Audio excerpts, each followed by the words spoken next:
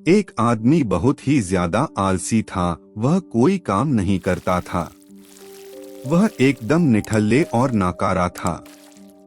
बस वह हमेशा ऐसे मौके की खोज में रहता कि कहीं से उसे खाना मिल जाए। एक दिन जब वह आदमी खाने की तलाश में भटक रहा था, तभी उसे एक फल का बगीचा दिखता है। वह उस बगीचे से फल चुराने के बारे में सोचता है और वह बगीचे के अंदर चला जाता है।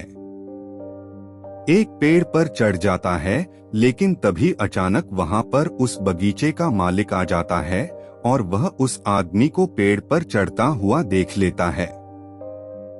वह आदमी को चिल्लाते हुए नीचे आने के लिए कहता है, लेकिन यह आलसी आदमी बगीचे के मालिक को देखकर डर जाता है और नीचे आने से मना कर देता है।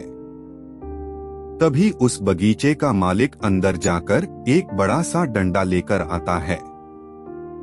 यह देखकर आलसी आदमी तुरंत पेड़ से नीचे उतरता है और मालिक के पहुंचने से पहले ही जंगल की तरफ भागने लगता है और जंगल में जाकर छुप जाता है।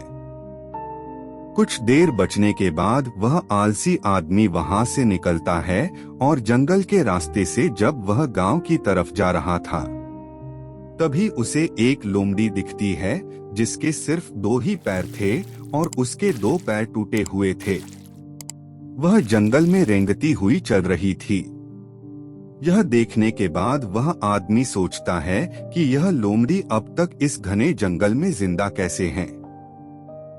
यह लोमड़ी भाग नहीं सकती, चल नहीं सकती, तो अपने लिए खाने का इंतजाम कैसे करती होगी और कैसे अपने आप को इस घने जंगल में दूसरे जानवरों से बचाती होगी। आदमी अभी यह सोच ही रहा था कि तभी अचानक से वहां पर शेर आ जाता है, जिसके मुंह में गोश्त का एक टुकड़ा था। वह शेर उस अपाहिज लोमड़ी की तरफ बढ़ रहा था। शेर को देखकर दूसरे सारे जानवर वहां से भाग जाते हैं और अब वहां पर सिर्फ वह अपाहिज लोमड़ी ही रह जाती है। वह आलसी आदमी भी अपनी जान बचाने के लिए एक पेड़ पर चढ़ जाता है और फिर जो होता है उसे देखकर वो आदमी हैरान हो जाता है। वह शेर उस गोश्त के टुकड़े को उस लोमड़ी के सामने छोड़ देता है और वहां से चला जाता है। वह लोमड़ी उस गोश्त के टुकड़े को खाने लग जाती है। आलसी आदमी यह देखकर हैरान हो जाता है और ऊपर वाले का प्लान देखकर वह मन ही मन खुश भी हो जाता है। वह सोचता है कि ईश्वर के पास सबके लिए कोई ना कोई प्लान होता ही है। अगर ईश्वर के पास इस लोमड़ी के लिए प्लान है तो जरूर मेरे लिए भी उसके पास कोई ना कोई प्लान जरूर होगा। वह आलसी आदमी रोड के साइड में एक बड़ा सा पेड़ देखकर उसके नीचे बैठ जाता है, यह सोचकर कि मेरे लिए भी कोई ना कोई खाना लेकर जरूर आएगा। वह आदमी 2 दिन तक उसी जगह पर बैठकर इंतजार करता है, लेकिन कोई भी उसके लिए खाना लेकर नहीं आता। आखिरकार जब उसे भूख बर्दाश्त नहीं होती है तो वह खुद ही खाने की तलाश में निकल पड़ता है।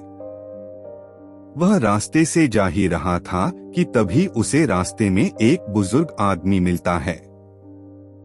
वह आदमी उनसे कहता है कि मुझे भूख लगी है, आपके पास कुछ खाने के लिए होगा तो मुझे दे दो। बुजुर्ग आदमी उसे कुछ खाना और पानी दे देता है।